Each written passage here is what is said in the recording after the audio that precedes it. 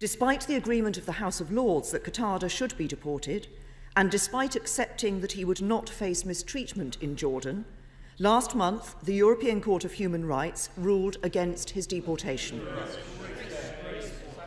It did so on the grounds that deportation would be in violation of Article 6 of the Convention, the right to a fair trial, because of the risk that evidence obtained from the torture of others would be used against him.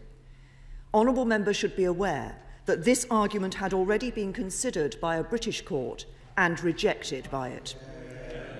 Mr. Speaker, I hardly need to tell the House that the government disagrees vehemently with Strasbourg's ruling.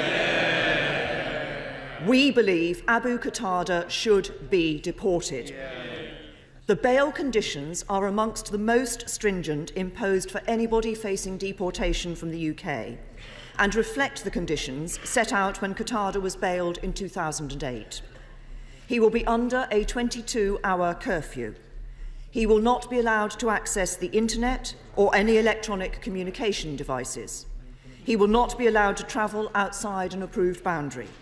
Visitors will need to be approved under very strict conditions.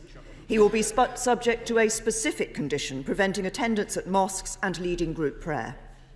If any of these conditions are breached, he will be rearrested and we will seek his immediate redetention. But however strict the bail conditions, I continue to believe Qatada should remain behind bars.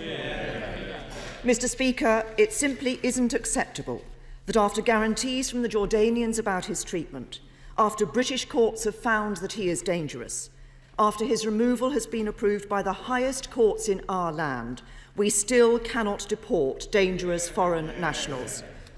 We continue to consider the case for a British Bill of Rights, and the Prime Minister is leading the government's attempts to reform the European Court of Human Rights. The right place for a terrorist is in a prison cell. The right place for a foreign terrorist is a foreign prison cell far away from Britain.